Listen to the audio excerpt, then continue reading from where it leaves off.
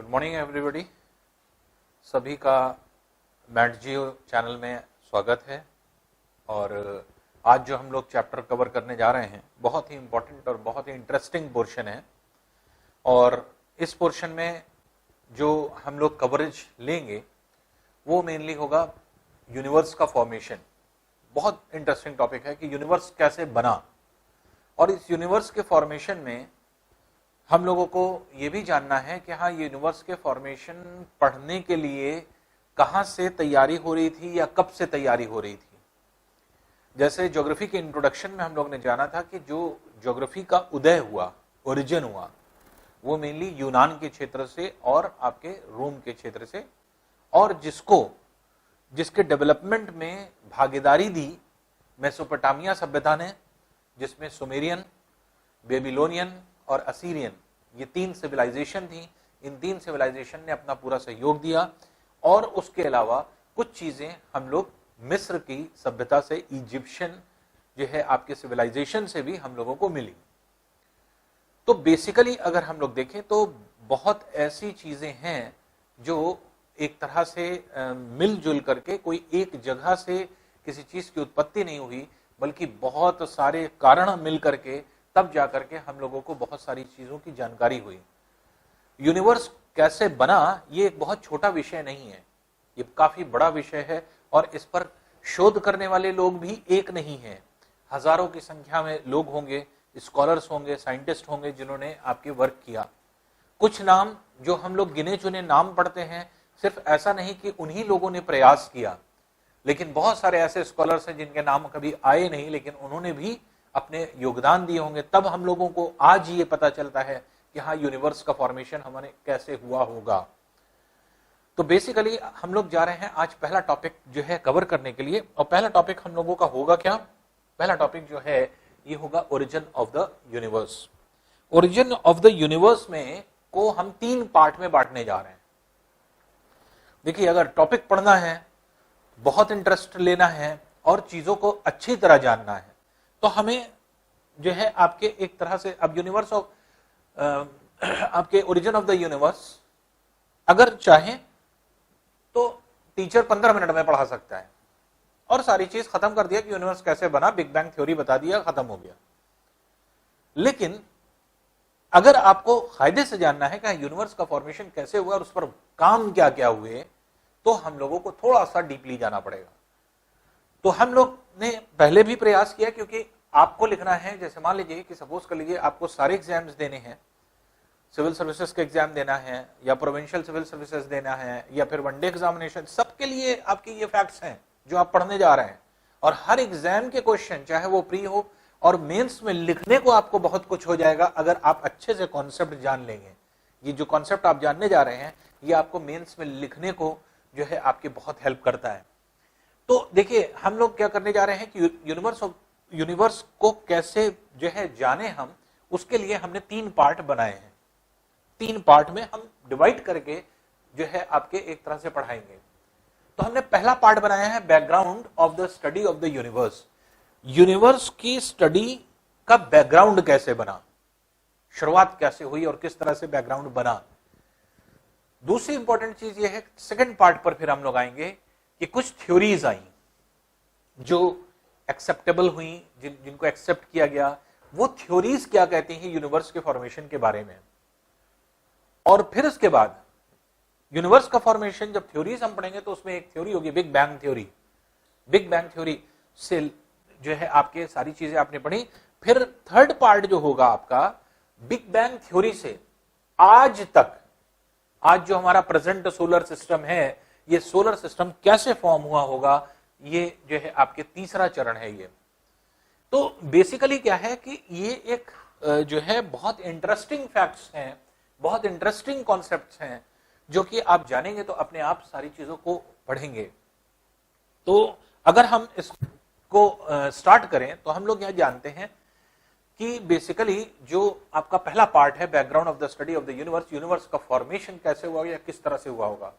तो जैसे हम लोग जानते हैं कि जो भी आपके यूरोपियन जो है आपके बैकग्राउंड है, उसको अगर हम लोग देखें तो जो मेन जो आपके रीजन आता है जहां पे स्टडी हुई, वो बेसिकली यूनान का क्षेत्र है। ये यूनान जो नीचे की तरफ दिख रहा है, और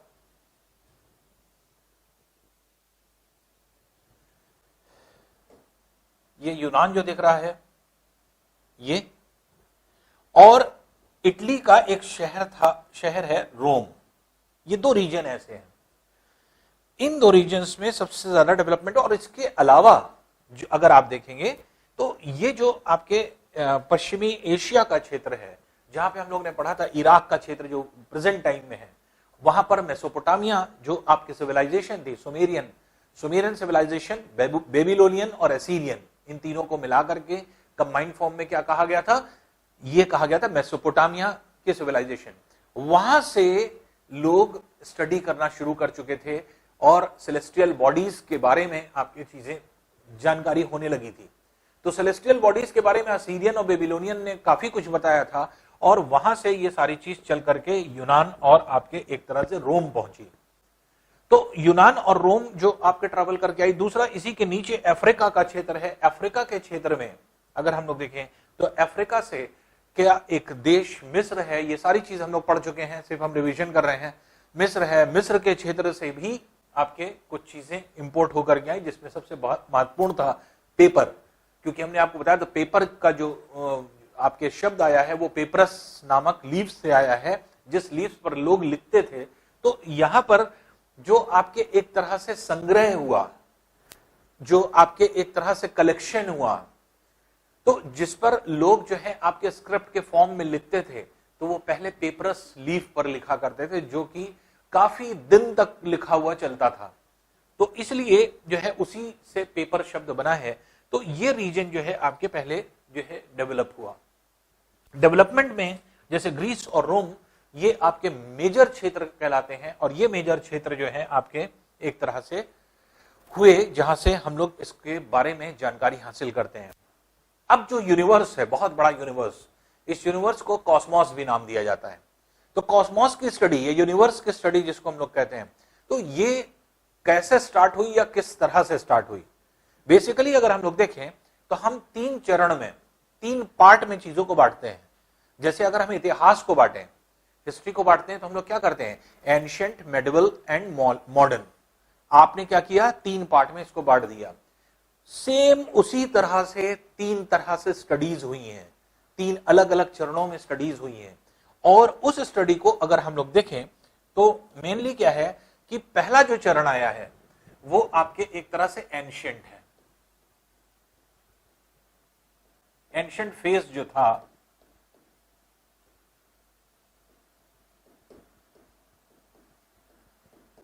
ये क्या था,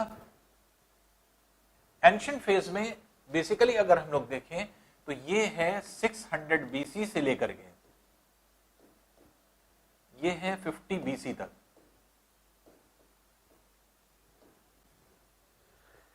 और ज्यादातर जो रीजन डेवलप हुए वो थे यूनान, ग्रीस से, और इसी को गोल्डन एरा कहा जाता है, गोल्डन एज कहा जाता है। ये गोल्डन एज था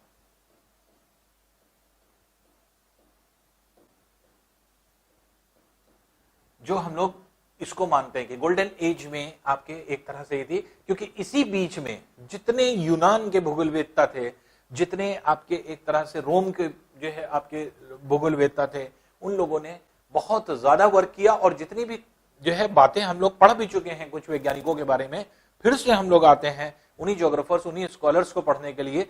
तो अपने आप देखेंगे इस एरा में हुआ क्या।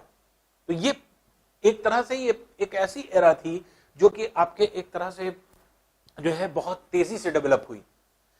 इस एरा में जैसे मान लीजिए कि जो नाम आता है, जैसे अरस्तु, एरिस्टोटल,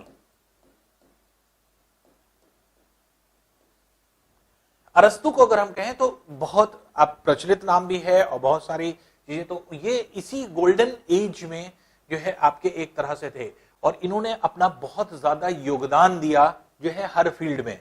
तो बेसिकली अगर हम देखें तो ये 384 बीसी से लेकर के 322 बीसी तक थे।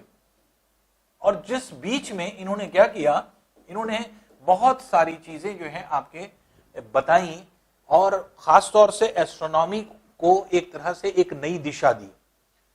और एस्ट्रोनॉमी में जो आपके एक तरह से चीज, और अरिस्टोटल बहुत ज्यादा फेमस थे और यूनान के वासी उनको बहुत चाहते भी थे, बहुत प्यार करते थे, बहुत उनकी बात मानते थे, बहुत इज्जत करते थे। वजह यह होता था क्योंकि वो बहुत उस समय के बहुत पढ़े लिखे आदमी माने जाते थे और चीजों को वो बताते जब थे किसी जगह पे, तो एक तरह से जो है लोग उसको बहुत जल्दी समझते थे कि नहीं आप बता रहे हैं तो सही होगा, वो वाली चीज थी।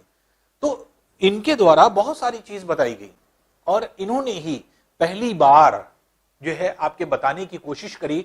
वो क्या था, इन्होंने पहली बार कोशिश की कि हाँ पृथ्वी गोल है, अर्थ जो है वो आपके गोल है, तो लोगों को समझाने का प्रयास किया। और ये कब की बात है, ये इस एज के बीच की बात है, क्योंकि अरस्तु जो है 384 से लेकर के 322 तक थे, तो इसी बीच में इन्होंने सारे काम को किया। तो अब इन्होंने पहले लोगों को बताया कि पृथ्वी गोल है, क्योंकि पहला कॉन्सेप्ट क्या था, जब आप स्टार्टिंग में पढ़ते हैं तो बहुत जो है अगर आप पीछे चले जाएं तो स्ट्रैबो के जमाने में क्या हुआ करता था, जैसे मतलब ये हुआ करता था कि बेसिकली पृथ्वी एक चपटी डिस्क की तरह है जो पानी के ऊपर तैर रही है, ऐसा माना जाता था।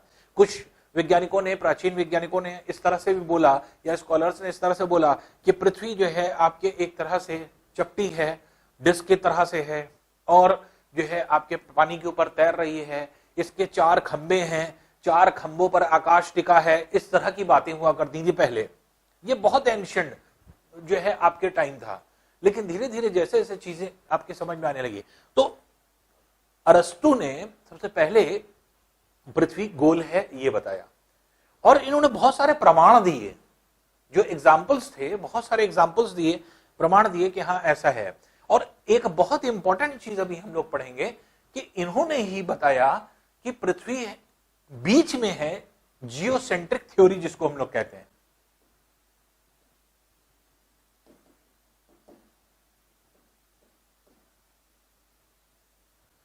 तो जियोसेंट्रिक थ्योरी का कॉन्सेप्ट इन्होंने दिया कि पृथ्वी बीच में है और पृथ्वी के चारों तरफ 7 ग्रह घूम रहे हैं, और इन 7 ग्रहों से रिलेटेड इन्होंने जो बात कही तो वो आपके क्या थी या किस तरह से थी कि 7 ग्रह जो इसके चारों तरफ घूम रहे हैं, उन्हीं से 7 दिन का आविष्कार हुआ था।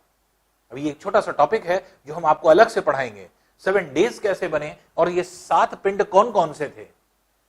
तो उस समय 7 ग्रह की बात करी और कहा गया कि पृथ्वी बीच में है और पृथ्वी के चारों तरफ सारी चीजें चक्कर लगा रही हैं, जिसमें सूर्य, चंद्रमा भी शामिल है। उसके अलावा कुछ ग्रह जैसे बुध है, शुक्र है, जो है आपके एक तरह से बृहस्पति है और शनि है, इस तरह के जो है ग्रहों की बात हुई जो इसके चारों तरफ चक्कर लगा रहे हैं।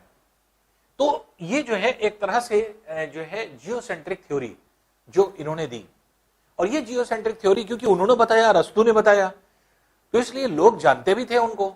तो उस समय जो है आपके बहुत सारी चीजें इन्होंने एक्सप्लेन करी, लेकिन उस एक्सप्लेनेशन के दौरान हुआ क्या कि क्योंकि लोगों को इन्होंने बताया और लोग देखते भी थे रोज कि रोज सूर्य निकल रहा है, सुबह रात में डूब जाता है, रात में तारे निकल आते हैं, सुबह डूब जाते हैं। तो पहले कॉन्सेप्ट यही हुआ करता था कि समुद्र से सूर्य निकलता है और तारे निकलते हैं और जो है आपके समुद्र में डूब जाते हैं, तो समुद्र से निकल के समुद्र में डूब जाते हैं, ऐसा पहले कॉन्सेप्ट हुआ करता था और ऐसा वैज्ञानिक बताया करते थे। इन्हीं के जमाने में एक वैज्ञानिक हुए एरिस्टार्कस।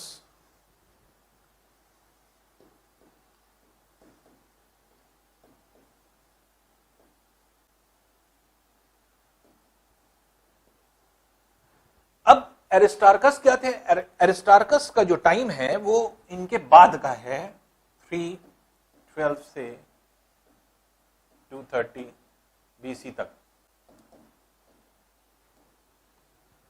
तो ये जो है इनका जो एक तरह से काल था एरिस्टार्कस का, वो एरिस्टोटल के बाद था, अरस्तु के बाद था। एरिस्टार्कस ने क्या कहा, इन्होंने उस थ्योरी को बदलने का प्रयास किया। इन्होंने पहली बार एक इंडिकेशन दिया कि नहीं, पृथ्वी बीच में नहीं है बल्कि सूर्य बीच में है और इसके चारों तरफ सारे चीज चक्कर लगा रहे हैं। लेकिन क्योंकि अरस्तु का प्रभाव इतना ज्यादा यूनानियों पर था कि किसी ने इनकी बात को नहीं माना और इनकी कही हुई बात ऐसे ही हवा में चली गई, इसलिए ये कभी फेमस भी नहीं हुए। एरिस्टार्कस, लेकिन एरिस्टार्कस पहले से ही बता चुके थे कि सूर्य बीच में है और सूर्य के चारों तरफ सारी चीज चक्कर लगा रही है। तो ये एरिस्टार्कस ने काम किया, लेकिन क्योंकि ये इतना काम कर चुके थे एरिस्टोटल और इतना प्रभाव बना चुके थे यूनान वासियों पे, तो ग्रीस जो था वो पूरी तरह से एरिस्टोटल को बहुत मानता था। और इसलिए आपके एरिस्टोटल क्योंकि बता करके गए थे कि पृथ्वी बीच में है, जियोसेंट्रिक थ्योरी जो है इन्होंने दिया था, तो हेलियोसेंट्रिक थ्योरी इनका जो है कॉन्सेप्ट था कि सूर्य बीच में है, लेकिन ऐसा जो है आपके पूरी तरह से नकार दिया गया, एक्सेप्टेबल नहीं रहा। वजह यह थी कि यूनानवासी किसी की बात सुनना नहीं चाहते थे, जबकि दोनों का एरास अलग अलग था। एरिस्टोटल के बाद ही आए थे, लेकिन लोगों ने इनको एक्सेप्ट नहीं किया अरस्तु के प्रभाव की वजह से, और जो अरस्तु कह के गए उन्हीं को जो है लोग फॉलो करते रहे बहुत साल तक। और इसी बीच में जैसे इसी के बाद जैसे आपके बहुत सारे वैज्ञानिक हुए, जो कि आपने पढ़ा भी ज्योग्राफी के इंट्रो में हमने आपके बताया था, जैसे कुछ नाम इराटोस्थनीज था,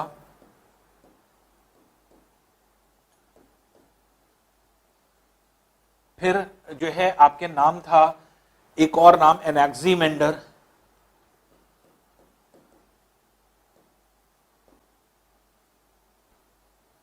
ये सब नाम क्या हुआ करते थे, ये सब ऐसे नाम थे जो एक तरह से साइंटिफिक बैकग्राउंड, पहली बार एक साइंटिफिक अप्रोच डेवलप करने वाले ये दोनों लोग थे।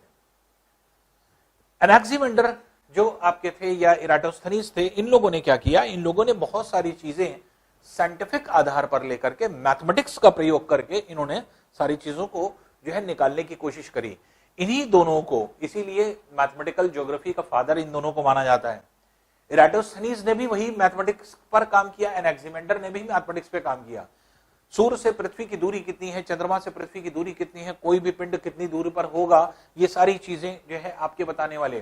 फिर पृथ्वी की परिधि कितनी होगी, सरकमफ्रेंस कितना होगा, ये सारी चीज बताया जो है आपके इन्हीं दोनों ने।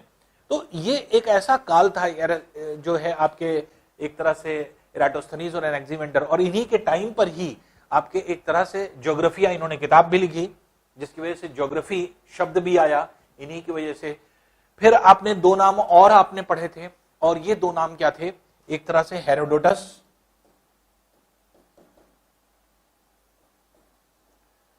और हिकेटियस।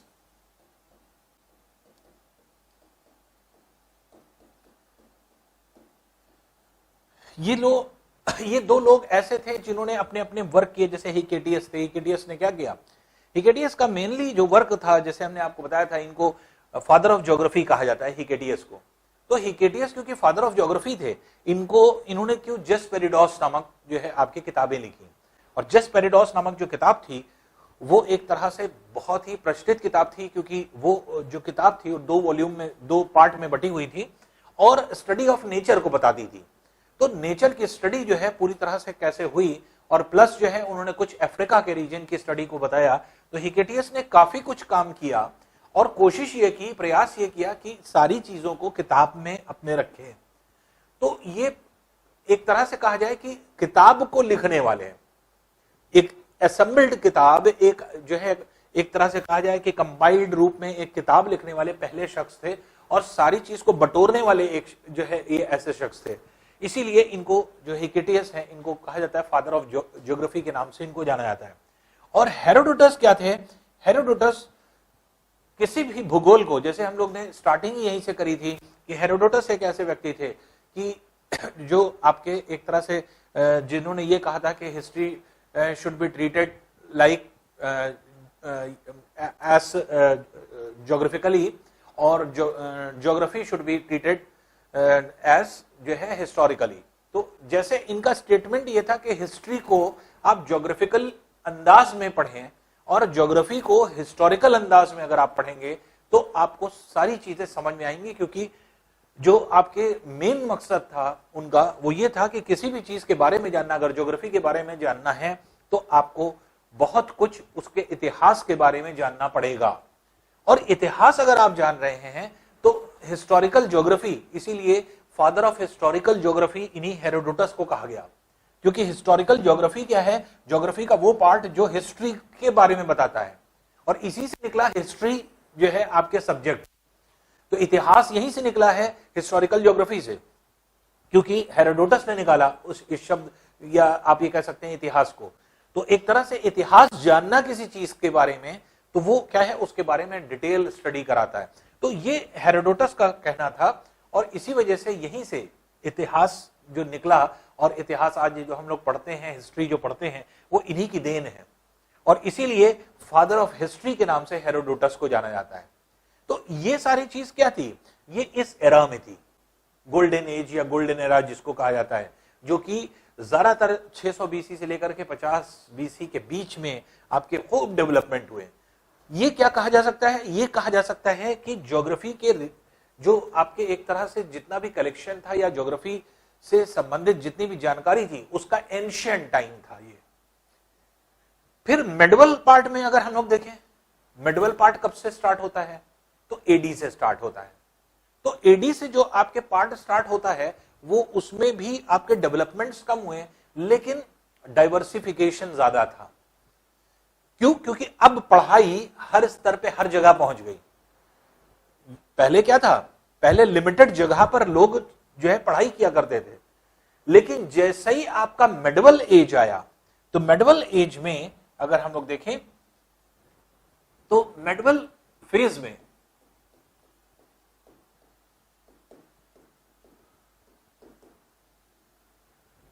ये एक ऐसा फेज था जो आफ्टर जो है आपके एक तरह से आप ये कह सकते हैं कि आफ्टर बीसी था।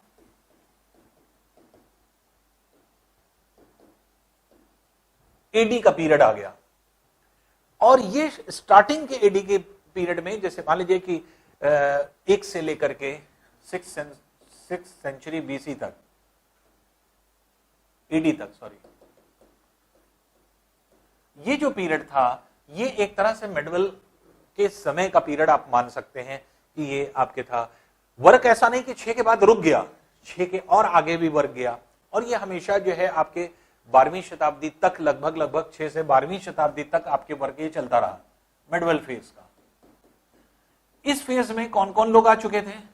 अब देखिए, यूनान तो था ही, रोम भी था। अब डेवलपमेंट ये इसका, अब क्योंकि पढ़ाई के बारे में लोग जानना शुरू कर चुके थे, अब ये कहां पहुंच गया, ब्रिटेन भी पहुंच गया। ब्रिटेन के लोग भी चीजों को जानने लगे, वहां पर भी लोग जो है आपके जानकार होने लगे।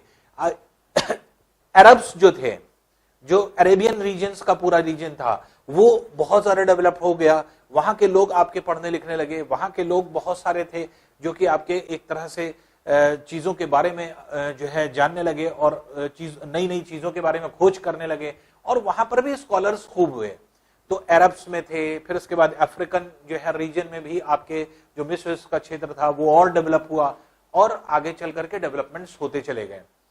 इसी फेज में अब देखिए, ये यहां से तो निकल गया, और ऐसा नहीं कि यूनान में फिर स्टडी नहीं हुई।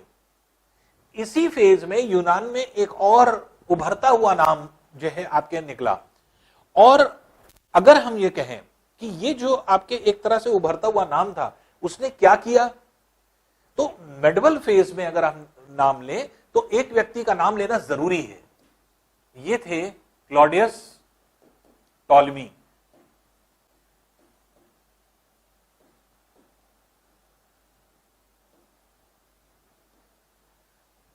क्लॉडियस टॉलमी जो कि यूनान के ही थे, इन्होंने ही अपना जो है बहुत सारी चीजों के बारे में बताना शुरू किया, यहाँ क्या क्या चीजें हैं, कैसे डेवलपमेंट हुआ, सारी चीजें। तो इन्होंने क्या किया, इन्होंने एक बुक लिखी, एल्मागेस्ट।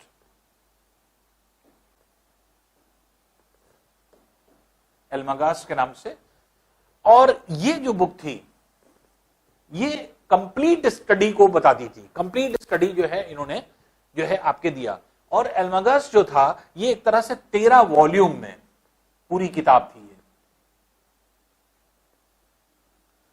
और इस 13 वॉल्यूम में जो किताब इन्होंने लिखी, इसमें काम इन्होंने क्या किया, जितने लोगों ने पहले डेवलपमेंट किया था, या जितनी चीजें आपने इससे पहले पढ़ी, इन सभी वैज्ञानिकों की जितनी भी चीजें थी, ये सब उन्होंने उस 13 वॉल्यूम की किताब में रखा। हर व्यक्ति का किया हुआ कार्य उन्होंने उस किताब में रखने का प्रयास किया। तो वो कलेक्शन एक ऐसा कलेक्शन हो गया जो कि आप ये कह सकते हैं कि उसमें आपको हेरोडोटस का भी वर्क मिला, हिकेटियस का भी मिला, एनेक्सिमेंडर का मिला, इराटोस्थेनीज का मिला, स्ट्रैबो का भी वर्क मिला, अरस्तु का भी वर्क मिला। सारे जितने वैज्ञानिक जो है आपके भूगोलवेत्ता हुए, जो कि मुख्य जिनका अलग अलग योगदान था, उन सब का कार्य उन्होंने यहां पर रखा। तो इसलिए ये एक बहुत बड़े वॉल्यूम में किताब बनी।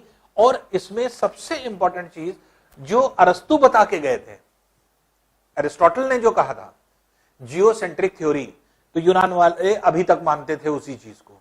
तो जियोसेंट्रिक थ्योरी ये आपके एक इंपॉर्टेंट चीज थी जो इस किताब में मिली,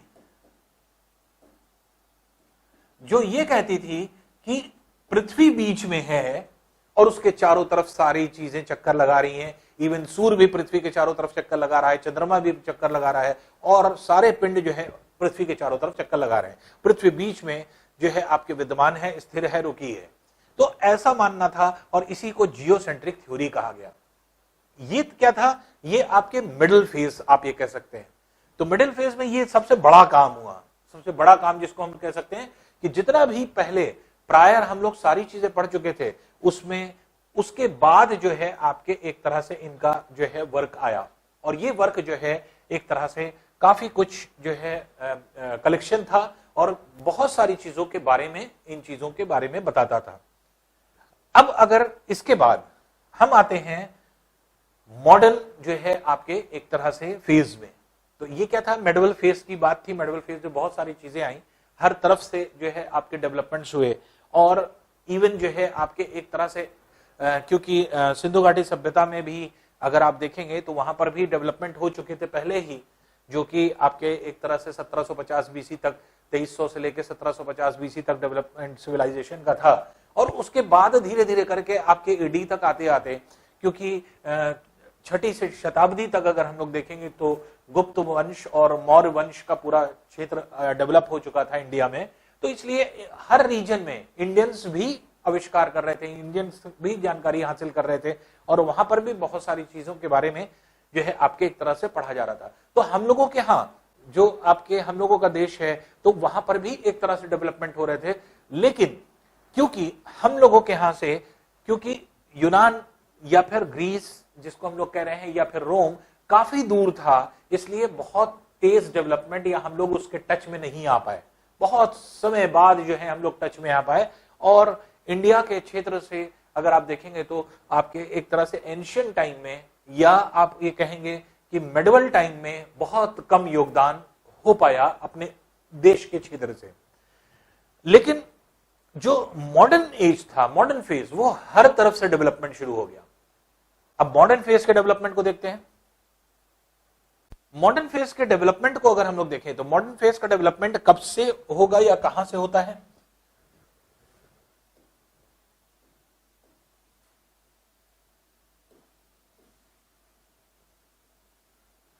देखिए, मॉडर्न फेज का जो डेवलपमेंट है उसको अगर हम लोग देखें तो बेसिकली जो ऐसा तो डेवलपमेंट आप देखेंगे कि बहुत सारे हुए 12th सेंचुरी एडी से लेकर के आपके डेवलपमेंट जो कि अभी तक हो रहे हैं, ये आपके 19th सेंचुरी तक जो है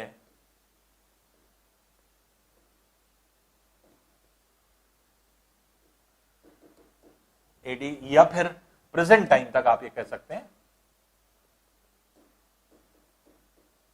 अभी भी जो डेवलपमेंट्स हो रहे हैं वो सब मॉडर्न फेज के ही डेवलपमेंट माने जाएंगे। तो ये 12th सेंचुरी एडी से लेकर के 19th सेंचुरी एडी के बीच में आपके ये 6 हुए। कुछ ऐसे भी जो है आपके काम हुए, खासतौर से 14 एडी से 17 एडी के बीच में कुछ साइंटिफिक डेवलपमेंट बहुत तेजी से हुए। और ये साइंटिफिक डेवलपमेंट कैसे हुए या किस तरह से हुए, इसमें बहुत सारे नाम जो है आपके निकल करके आते हैं। जैसे एक नाम है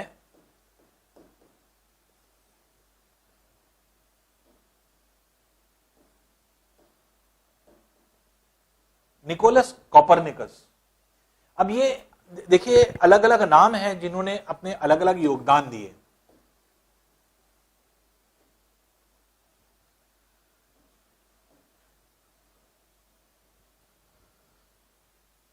दूसरा नाम निकल कर कहता है जोहानस केपलर, जो आप देखते हैं।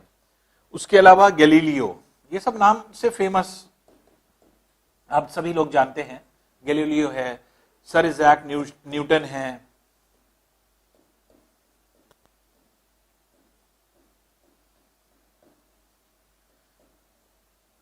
ये जो 3-4 नाम हैं, इन्होंने साइंटिफिक डेवलपमेंट बहुत तेजी से किया।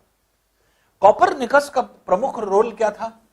कोपरनिकस ने आकर के सबसे पहले हेलियो सेंट्रिक थ्योरी दी।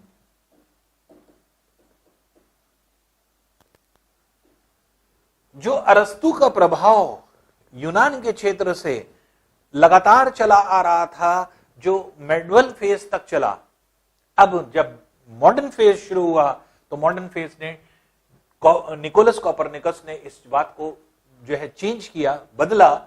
हेलियोसेंट्रिक के मतलब क्या हुआ? हेलियो होता है सन, सेंट्रिक मतलब बीच में। तो जैसे जियोसेंट्रिक थ्योरी उन्होंने दिया था, जियो कहा गया अर्थ, सेंट्रिक मतलब बीच में।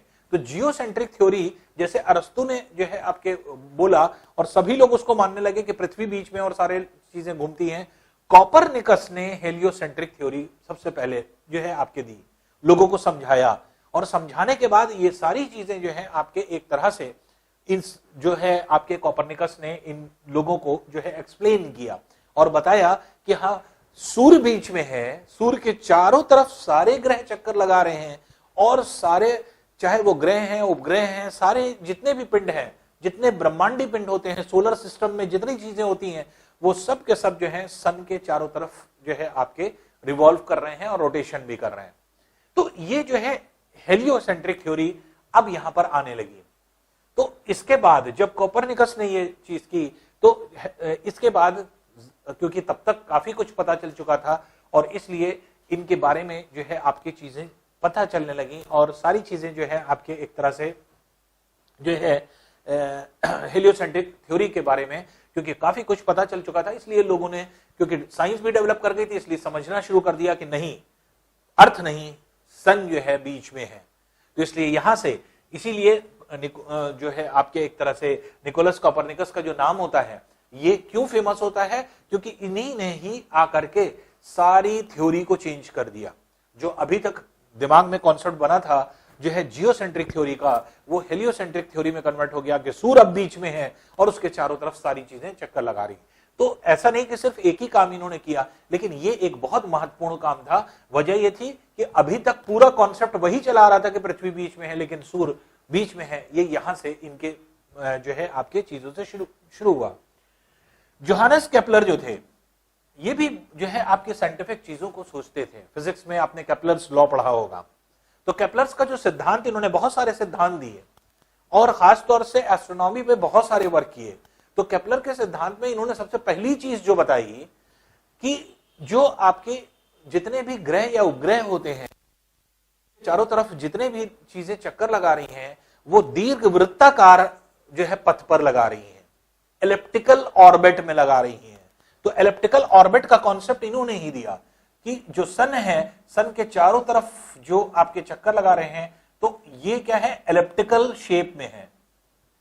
कोई भी पिंड अगर घूम रहा है तो दीर्घवृत्ताकार जो है आपके पथ पर या एलिप्टिकल पाथ पर, आप कह सकते हैं कि एलिप्टिकल पाथ पर जो है ये सारी चीजें मूव कर रही हैं। तो जितने ग्रहों की, उपग्रहों की जो आपके एक तरह से पाथ बताया, मार्ग बताया, वो बताने वाले कौन थे? केपलर। फिर केपलर ने बहुत सारे नियम दिए। केपलर ने नियम दिया कि जैसे अभी आप पढ़ेंगे आगे चल करके, हम लोग का एक टॉपिक आएगा जैसे ज्वार भाटा, तो उसमें आप देखेंगे ज्वार भाटा जो टाइड्स एंड एब्स है, उसमें देखेंगे कि सूर्य, पृथ्वी और चंद्रमा सब परिक्रमाओं परिभ्रमण कर रहे हैं और इन सब की गति एक समान नहीं है, एक जैसी नहीं है, ये हर सेकंड इनकी बदलती रहती है। तो बदलती क्यों है? वो केपलर्स लॉ पर आधारित होती है।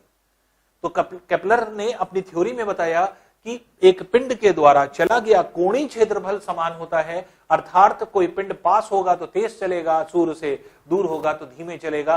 कैसे? ये केपलर्स लॉ हम लोग वहीं समझेंगे जब हम लोग का जो है केपलर्स लॉ की बारी आएगी, अर्थात टाइड्स एंड एब्स आएगा। तो केपलर ने ये बहुत ही महत्वपूर्ण चीज जो है आपके बताई।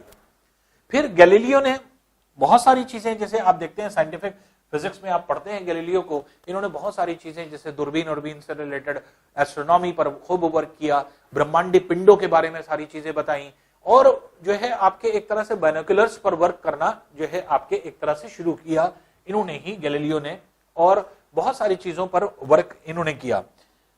न्यूटन के बारे में आप जानते ही हैं कि न्यूटन ने बहुत सारी थ्योरीज दी, उनके लिए अनगिनत थ्योरी थी, और इन्होंने ही जैसे आपके ग्रेविटी का लॉ है, ग्रेविटी के लॉ को भी दिया, मोशन के लॉ को भी दे दिया, और उसके बाद एक बहुत ही इंपॉर्टेंट थ्योरी इक्विलिब्रियम थ्योरी इन्होंने दिया। और ये इक्विलिब्रियम थ्योरी जब हम लोग एक तरह से ज्वार-भाटा के टॉपिक में भी इनकी थ्योरी इक्विलिब्रियम थ्योरी आएगी, वहां पर हम लोग पढ़ेंगे इसको। तो न्यूटन ने भी अपना बहुत योगदान दिया। तो ये कुछ प्रमुख नाम हम आपको इसलिए बता रहे हैं कि इनके नाम बार बार आएंगे। वजह ये होगी कि हम लोग जितनी भी थ्योरीज पढ़ेंगे, जितनी भी फिजिक्स पढ़ेंगे, तो ये फिजिक्स इन्हीं की देन है। और खास तौर से फिजिक्स में अगर आप देखेंगे तो केपलर का, न्यूटन का और गैलीलियो का खूब योगदान है। तो इन लोगों का बेसिकली, और सबसे ज्यादा न्यूटन आप पढ़ेंगे, सर आइजैक न्यूटन जो है, इन्होंने जो है आपके न्यूटन थे, फिर आइंस्टीन थे, आइंस्टीन ने भी बहुत सारी चीजें जो है आपके एक तरह से बताई। तो ये सब क्या है, ये आपके मॉडर्न एज की बात हो जाती है, तो जो आपके एक तरह से ये होती है। फिर क्या हुआ कि एक और वैज्ञानिक जिनका नाम आप बहुत अच्छी तरह जानते हैं, हर्शल। हर्शल जो आपके एक तरह से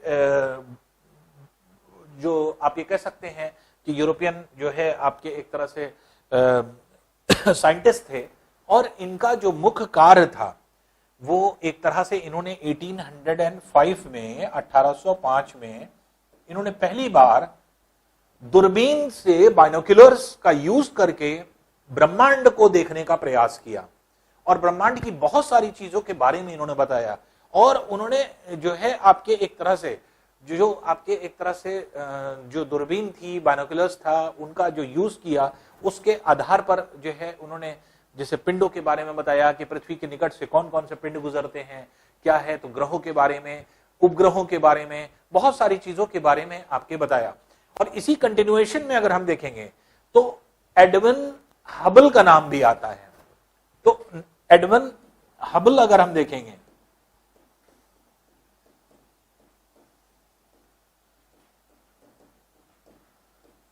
इन्होंने 1920 में आकर के एक बहुत महत्वपूर्ण कार्य किया। इन्होंने टेलीस्कोप को देखा।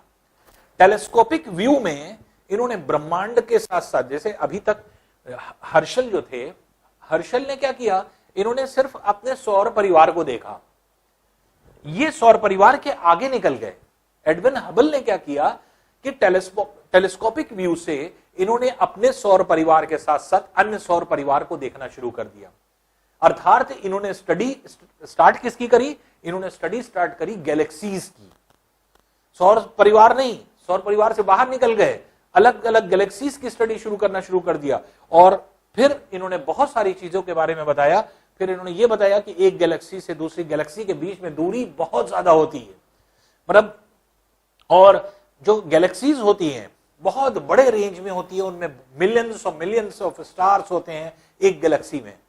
और एक गैलेक्सी का जो डायमीटर होता है, आप ये कह सकते हैं छोटी छोटी गैलेक्सी का जो डायमीटर होता है, तो इन्होंने डायमीटर को बताया कि 250 प्रकाश वर्ष लंबाई का होता है, 250 लाइट ईयर्स।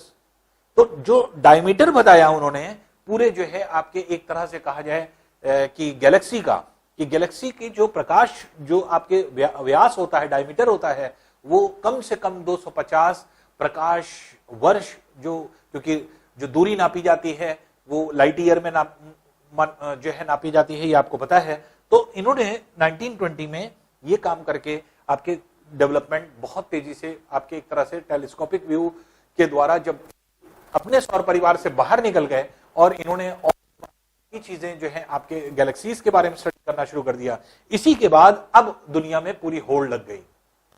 ऐसा नहीं कि जो मॉडर्न फेज था वो एक ही जगह काम हो रहा था यूरोप में, यूरोप के साथ साथ रशियंस जो कि एशिया के थे और यूरोप के थे दोनों, क्योंकि रशिया जो है वो दोनों उसमें आता है।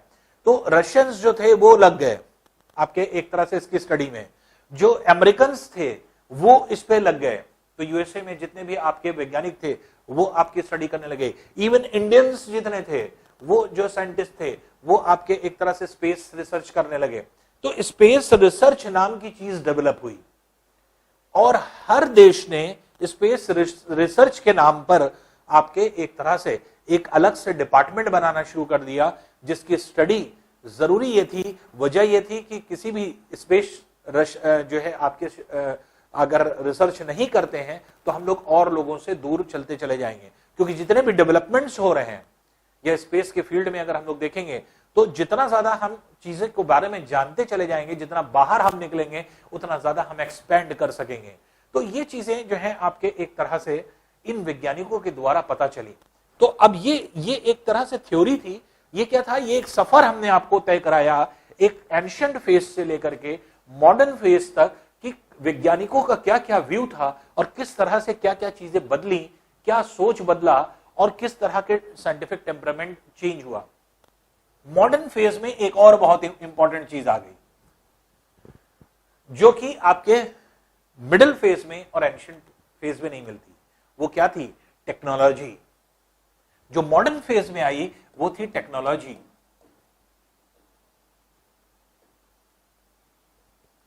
और ये टेक्नोलॉजी डे बाय डे हम देख रहे हैं, डे बाय डे इंक्रीज करती चली जा रही है। तो साइंस एंड टेक्नोलॉजी जो हम पढ़ते हैं वो क्या है? ये यही टेक्नोलॉजिकल डेवलपमेंट है। तो जो टेक्नोलॉजी का पोर्शन होता है ये बहुत ही इंटरेस्टिंग पोर्शन है। और ये भी क्या है? साइंस एंड टेक्नोलॉजी जो आप पढ़ते हैं वो क्या है? एक ज्योग्राफी का पार्ट है, ज्योग्राफी के पार्ट है और ज्योग्राफी से ही कंसर्निंग है, जो एक तरह से टेक्नोलॉजिकल डेवलपमेंट को करता है। क्योंकि साइंटिफिक डेवलपमेंट्स जितने भी हो रहे हैं वो सब टेक्नोलॉजी के अंतर्गत आते हैं।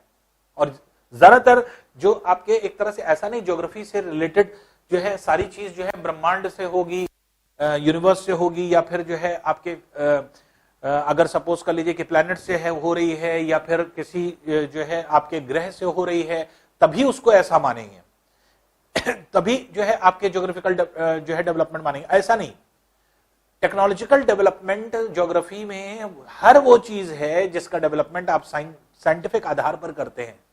चाहे वो इवन जो है आपके रिसोर्सेस के बारे में हो, एनवायरमेंट के बारे में हो, ये जितनी भी टेक्नोलॉजीज इन चीजों के बारे में रिसर्च हो रहा है, बढ़ रही हैं, ये सब क्या है? इवन ह्यूमन और जो है एक तरह से जो नेचर का रिलेशन है उसके बारे में जो स्टडी है वो भी क्या है? वो भी ह्यूमन ज्योग्राफी का पार्ट है। तो जितनी भी टेक्नोलॉजी हम लोग पढ़ते हैं, साइंस एंड टेक्नोलॉजी, वो क्या है? वो एक तरह से ज्योग्राफिकल टेक्नोलॉजी है, आप ये कह सकते हैं। तो और ये मॉडर्न फेज की टेक्नोलॉजी बहुत तेजी से ग्रो करी, बहुत तेजी से बढ़ी और इसका डाइवर्सिफिकेशन बहुत तेजी से हुआ। और दूसरी चीज डिसेंट्रलाइजेशन बहुत तेजी से हुआ। जो चीज सीमित थी कुछ जगह पर, हम लोग यूनान और रोम के बारे में ही पढ़ते रहे, किसी वहीं से डेवलपमेंट हुआ, ऐसा नहीं। मॉडर्न फेज ने आकर के डिसेंट्रलाइजेशन कर दिया। डिसेंट्रलाइजेशन करने का मतलब विकेंद्रीकरण। तो डिसेंट्रलाइजेशन का मतलब सिर्फ एक जगह पर कलेक्शन नहीं हो रहा है अब ज्ञान का, हर जगह ज्ञान का अलग अलग कलेक्शन हो रहा है। हर व्यक्ति शोध में लग गया, हर कंट्री शोध में लग गया, हर वैज्ञानिक शोध में लग गया। ये डिसेंट्रलाइजेशन था। और ये क्यों हो पा रहा था? टेक्नोलॉजी बढ़ चुकी थी, टेक्नोलॉजी के माध्यम से लोग स्टडी करने लगे हर जगह से। तो इसलिए जो है आपकी ये डेवलपमेंट्स हुए मॉडर्न एज में। तो ये एक तरह से आप ये कह सकते हैं कि ये टेक्नोलॉजिकल डेवलपमेंट होते हैं जो कि हम लोग ने पढ़े। अब सारी जानकारी होने के बाद अब देखिए सेकंड फेज में हम लोग आने जा रहे हैं, जो है अब क्योंकि हम लोग क्या पढ़ रहे हैं? यूनिवर्स के बारे में। अब हम लोग सेकंड फेज में आएंगे कि एक्चुअल में जो डेवलपमेंट्स हुए हैं या जो भी आपकी थ्योरीज डेवलप हुई हैं वो थ्योरी कैसे बनी या थ्योरीज कैसे आई, या किस तरह जो यूनिवर्स ओरिजिन ऑफ जो है आपके एक तरह से यूनिवर्स कंसर्निंग जो थ्योरीज हैं वो थ्योरीज कैसे बनी या किस तरह से आई, तो उनके बारे में हम लोग एक एक करके स्टार्ट करते हैं। तो सेकंड फेज हमारा यही होगा।